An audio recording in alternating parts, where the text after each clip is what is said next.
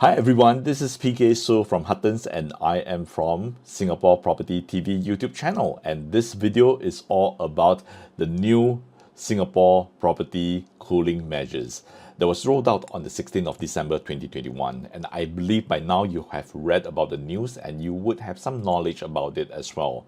And what's going on in your mind possibly is the number of questions that you have in mind, especially if you're a buyer out there who has been looking for a property to buy. Is this the right time to buy? Do you need to wait for a while before you take action? Will the prices drop? Finally, this is the moment that you've been waiting for, right? Property cooling measures. Well, what impact does any of this measure have on the market going as we march forward into 2022? All right, so without further ado, let's dive straight into some of the contents.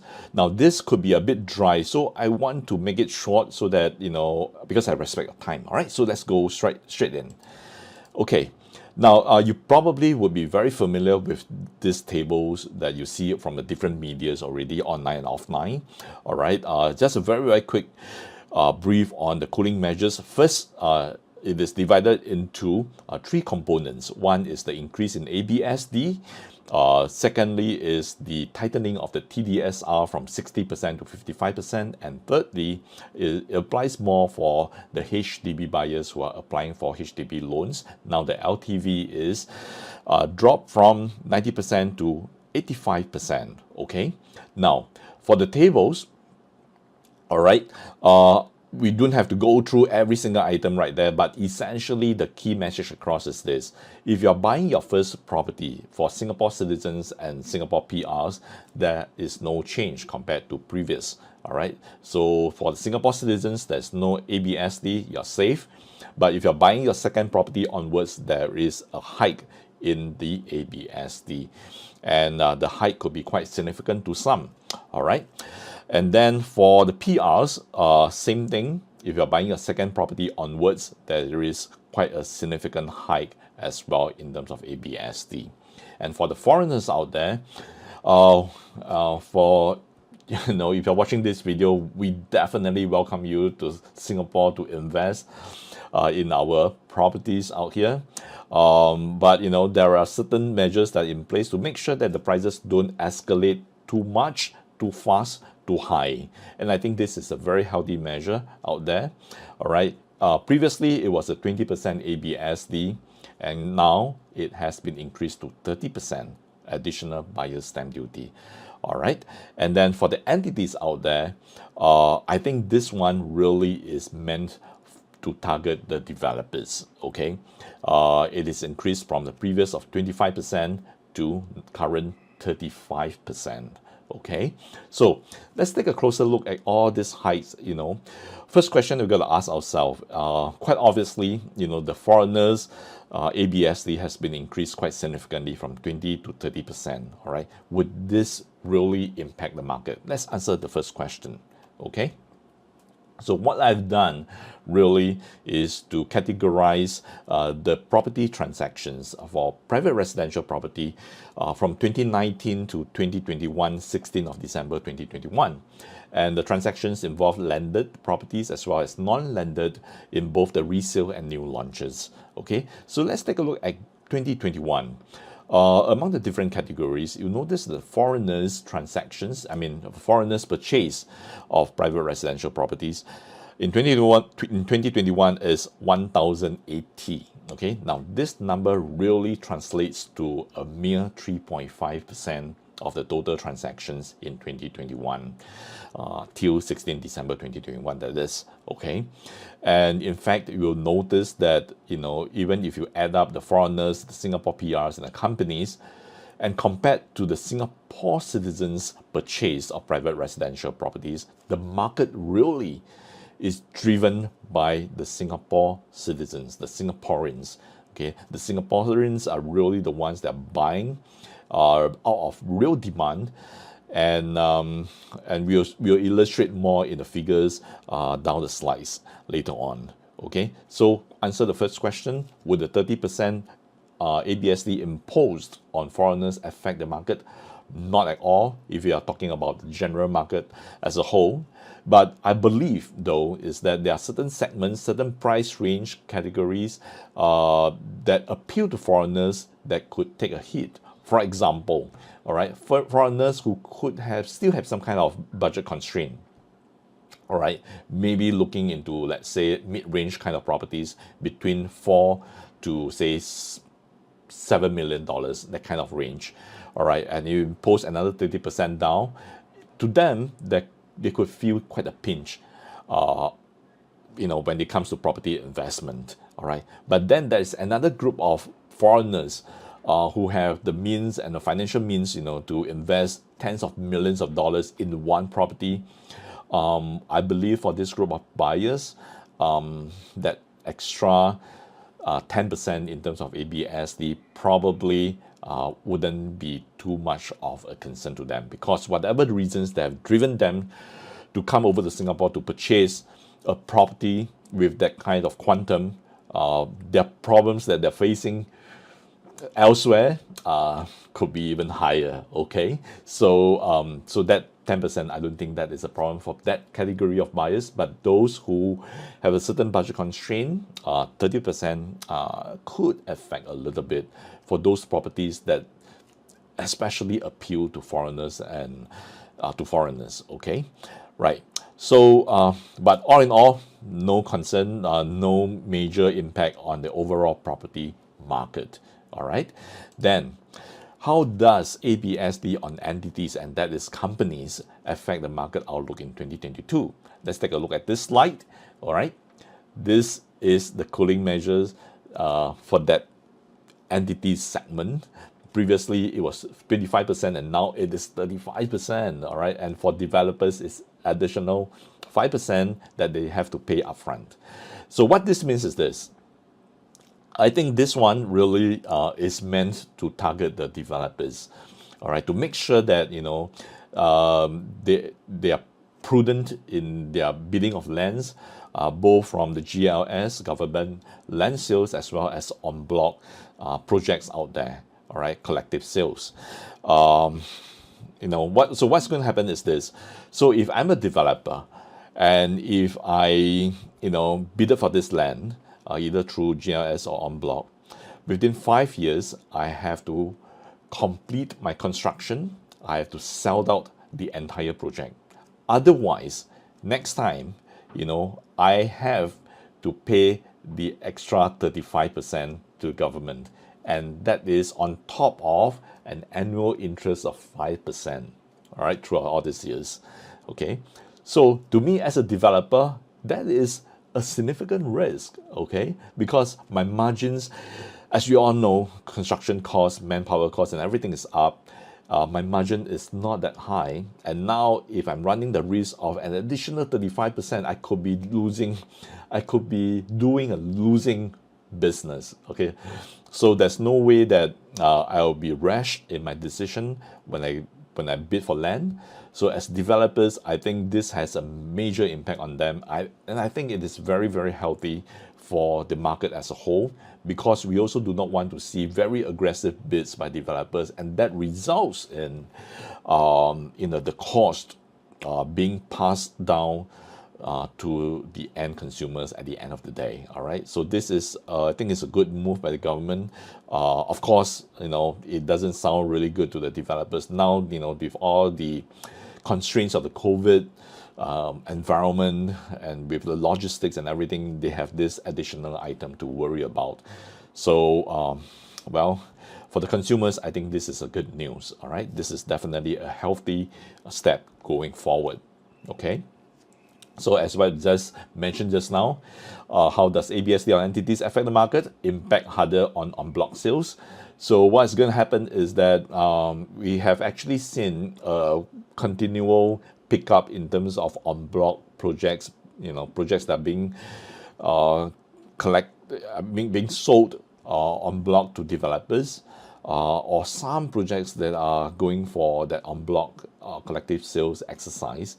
But now with these measures going forward, I think there could be a pretty hard impact on all these en bloc sales going forward. All right, and well, as mentioned, developers face higher risk if the units are not fully sold within 5 years from land acquisitions. And bigger sites now face more resistance. Why? Because the risk is higher. On the bigger sites, obviously, you have more units to sell, and you run the risk of not being able to sell within that 5 years if you do not price your units properly. Okay, and of course, with the additional risk, so I believe the developers now would take a more conservative approach to bidding for the next piece of land, including GLS as well. And I think this is really a good move forward. But of course, there are always the market forces in play. All right, if you bid too low, you might not get it. So there is really got to be a very delicate balancing act in between to make sure that things are still following the market, as well as they are not overbidding to run the risk of that forfeiture of the 35% later on. Okay, so let's go forward. TDSR, okay, title TDSR. How does this impact? All right, now with the same income, monthly income, you are able to loan a lesser amount because TDSR has dropped from 60% previously to 55%. Okay, and that not just includes the home loan, but all sorts of loans that you're getting outside, your car loans, whatever loans, your credit card loans and everything. All right, it cannot exceed 55% of your monthly income. All right, so let's take a look on how this will affect the market. So in order for us to have a proper assessment, we have kind of gathered some data from, where the source is from the DBS. Okay, of course, different banks will offer different kinds of data, but I think this is quite a good representation of the market already. So this table right here, it actually shows the mortgage to income ratio by the different age group. Okay, so meaning that let's say for example below 30, a lot of them are taking up to, let's say, up to 45%. Okay, between 27 to 45%. Even though that they can take all the way to 60%, inclusive of other loans as well. So that's 45%. And then 30 to 39 years old, 19% to 46%. All right, and we are talking about just the mortgage portion of that TDSR. Okay, and then 49 years old, 19% to 39, and 50 to 59 years old, 20% to just 34%. So as you can see, apparently the higher the age group, the lesser loan that they are taking. The lesser loan they're taking, obviously, because because when you age, all right, you also face the problem of being able to loan up to a certain age as well. All right, it can be 65 years old all the way to 75 years old, but then you cannot drag your mortgage for too long. Okay, and most people in that age group also do not want to put themselves in a position where they have to service a long mortgage loan as well. All right, so that's why if you're buying property, ladies and gentlemen, try to buy as young as possible, because that gives you the leverage to drag your loan to a longer tenure with the income they're getting, and as well as to pay a lesser monthly loan repayment. Okay, but having said that, would 55% with the new measures impact the market greatly? The answer is no, because from what DBS data is showing us, currently people are not even loaning up to a significant amount or a significant percentage of the TDSR ratio as well. Okay, so this one has no impact or minimal impact at all. All right, so let's take a look at the scenario of this. So for example, if let's say assuming a couple of 30 years old buying their first home, all right, and their combined income is $12,000 per month, 60%, you can loan up to say 1.6 million. The figures have been rounded up for easy illustration. 55% you can go up to you can loan up to 1.47% 1.47 million this time. All right, so 1.6 million versus 1.47 million under the new TDSR ruling. So there is a loan difference of 130,000. That means you can loan lesser by $130,000 with the same income, comparing before and after. Okay, so well, this is nothing new. Sometimes even with 60%, there are different ways of financing your home as well, because the banks do have different solutions for genuine buyers who are looking to buy.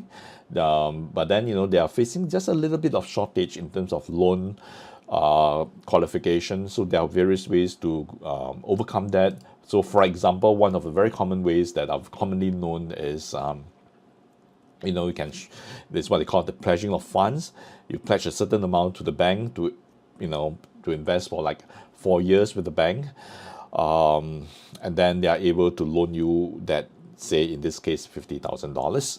Or you can show fund, which means that well, during the application of loan, you can show this amount to the bank, and then after during the disbursements of the loan, you can show the same. You make sure that this same amount is still there in your bank account, and then they'll be willing to loan you to this amount in this scenario. Okay, so this is just one of the many ways that how buyers are able to get that extra booster in their funds. Okay, so again, back to where we were previously, I think 55%, there's no significant impact on the market.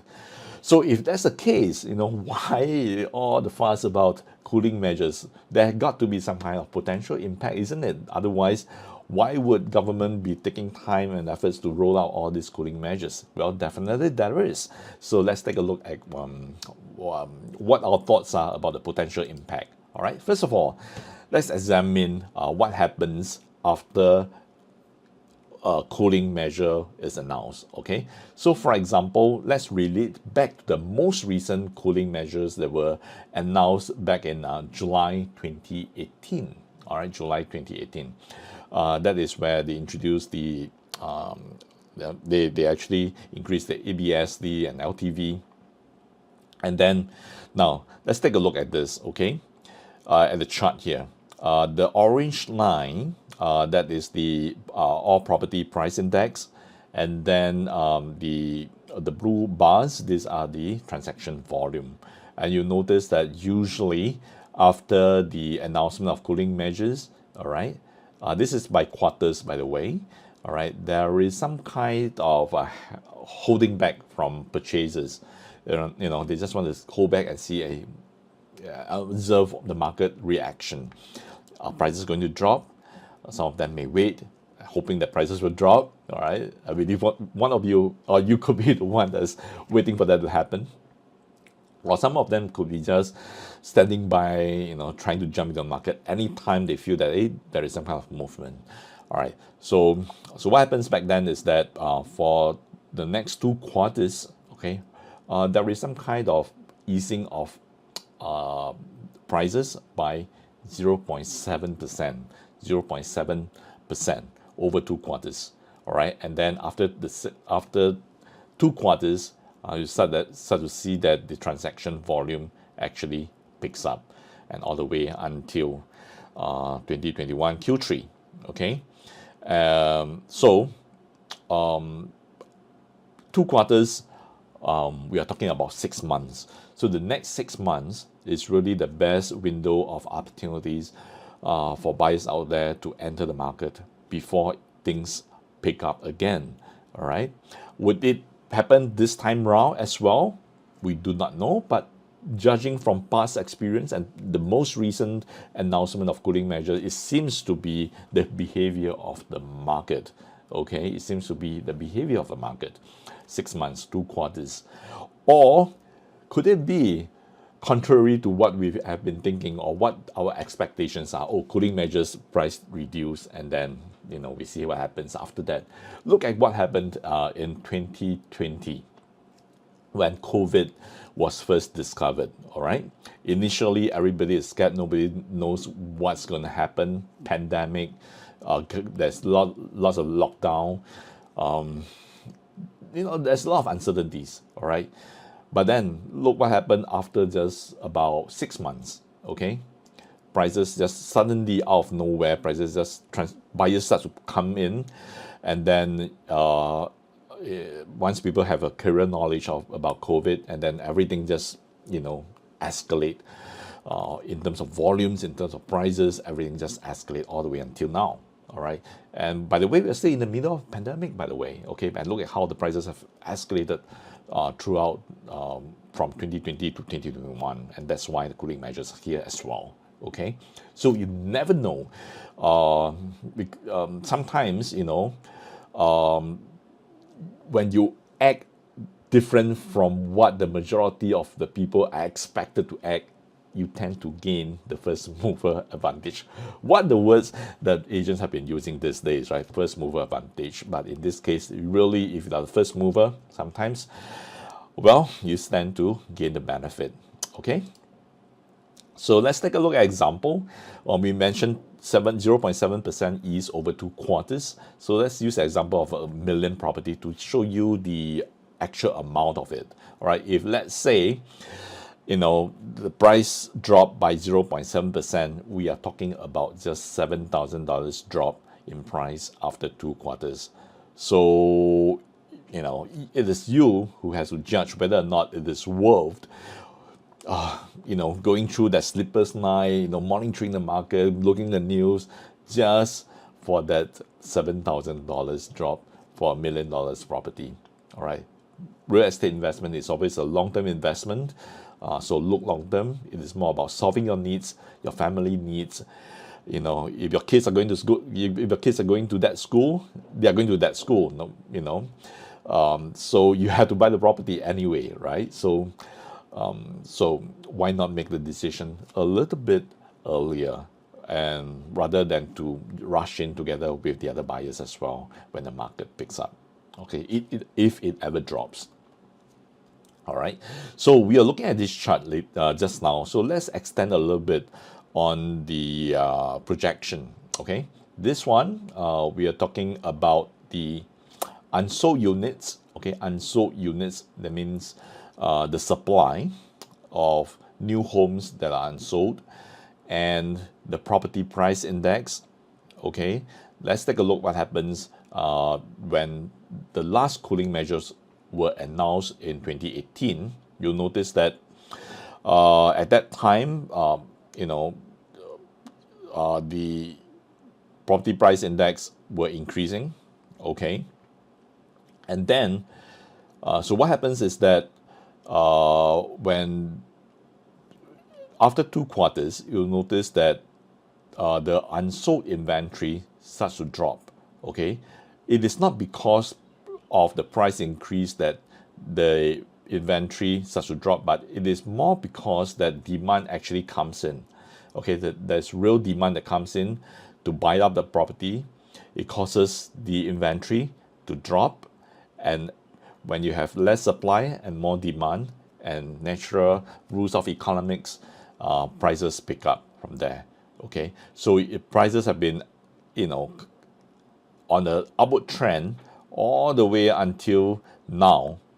And if we look at where we are right now, we are projecting by the end of 2021, we probably will be left with about 15,000 unsold units. And if the government doesn't come in here now to introduce all these cooling measures, you can imagine with the low supply and the continual high demand, the prices will shoot up. The pace of price escalation will be even faster. So whatever the government is trying to do right now with the cooling measures, ladies and gentlemen, really is about just to slow down the pace of price increase. Okay, just to slow down the pace of price increase. It has never been the intention of any government at all, to crash the market at all.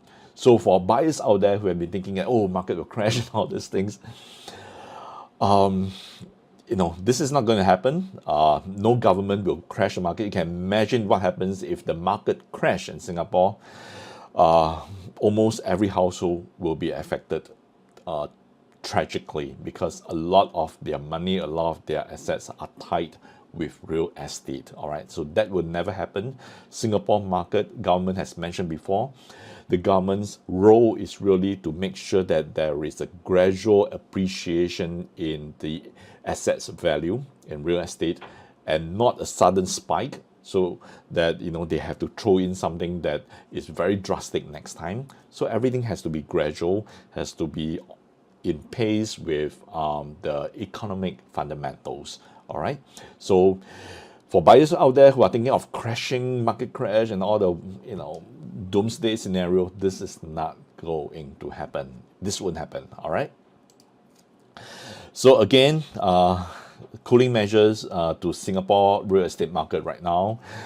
This is really nothing new. It is the 12th cooling measures already, in fact, dated all the way back in 2009, 2010, right, when there was a slew of cooling measures that were introduced. And all these different cooling measures really build up the foundation of the real estate market here in Singapore. Every time there's a cooling measure, it adds, it really plugs in the hole to make sure that everything is robust, the whole system is robust. Buyers that are in the market buying, they really have the financial means and they know what they're doing. So everything, basically the whole market is rid of speculators already. All right, so that's the reason why actually foreigners find it very attractive to come over to Singapore to invest in, because the whole system is very robust and government has a control on how the market is to appreciate in the years to come. All right, it also means that the government has a means to make sure that there is no drastic drop in prices in Singapore real estate as well. Okay, all right, so what's the market outlook for 2022? All right, we're talking about new launch pricing. All right, as we all know, we have three core regions, which is the OCR, the RCR, and the core central region. Okay, and what would be the prices like? Well, it is always easier to look at what are the recent land bids, recent en bloc prices. We factor in the estimated cost of the developer, and that's how we are able to arrive at some kind of estimation on their selling prices. All right, so for example, let's take a look at OCR. Okay, Tanah Merah, we have a site there.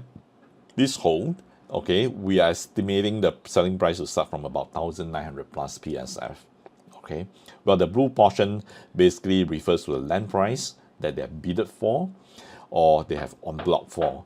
And then we have the estimated break even.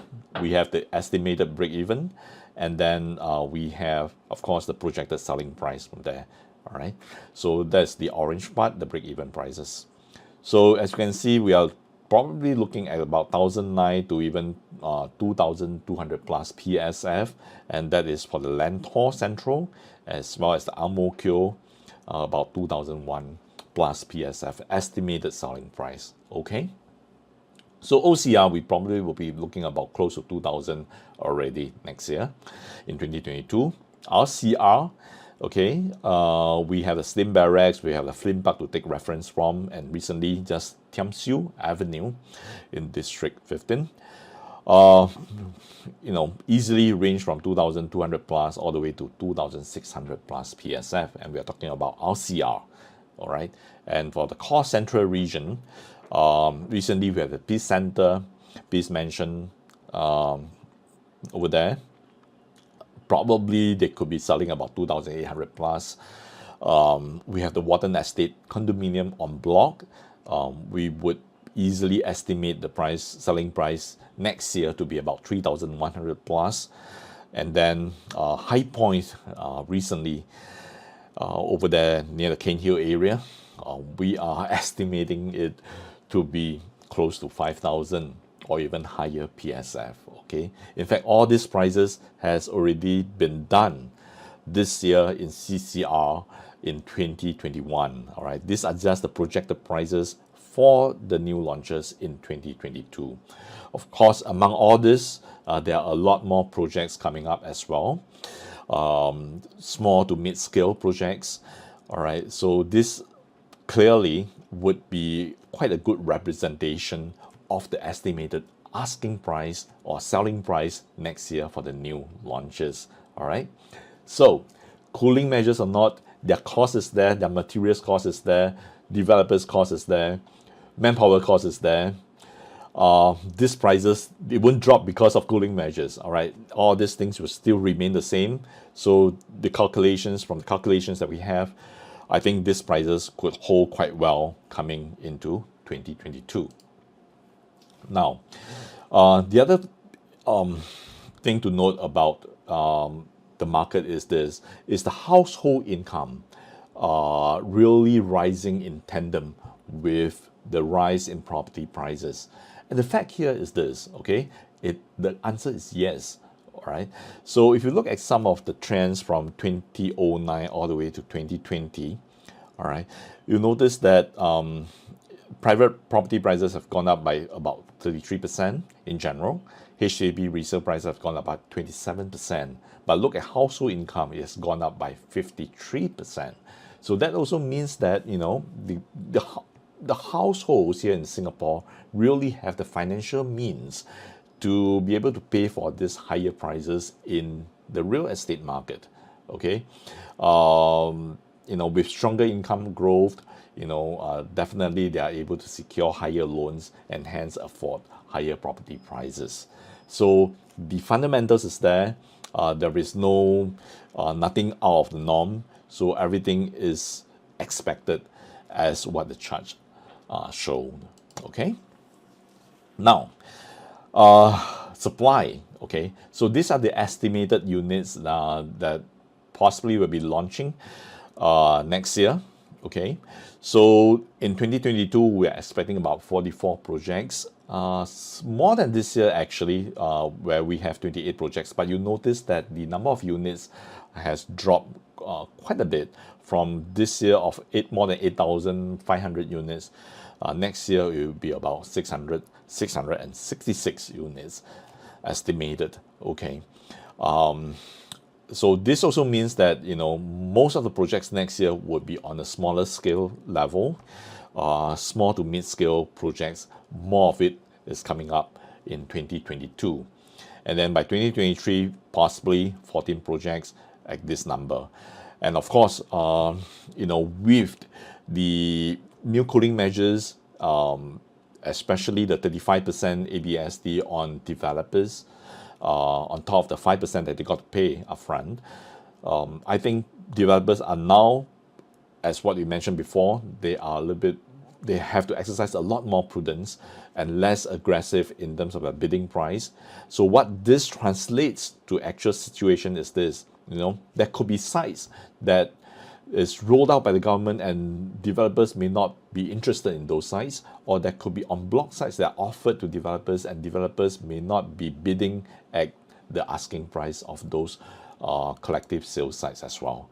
All right, so that also means that there could be lesser supply from whatever that is intended to be thrown out there in the market in the coming months.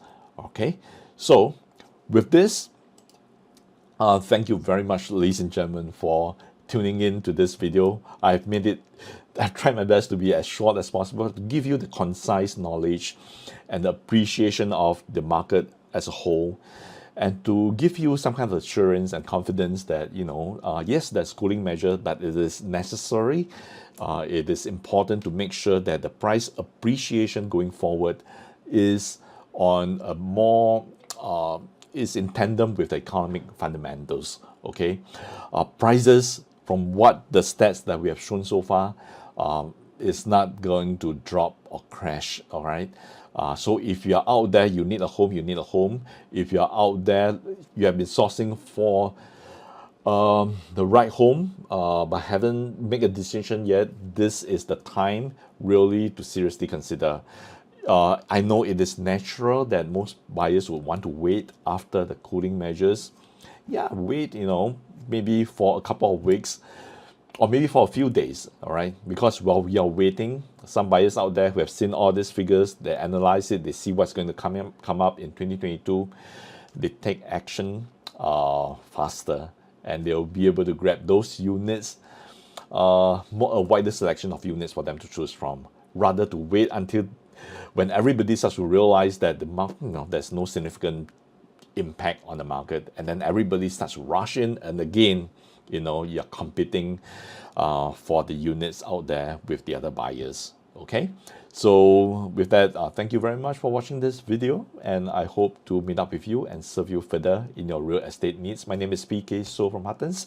Please feel free to call me at 9697-1131 or visit my website pkso.com. I look very much forward to meeting up with you one day. Thank you.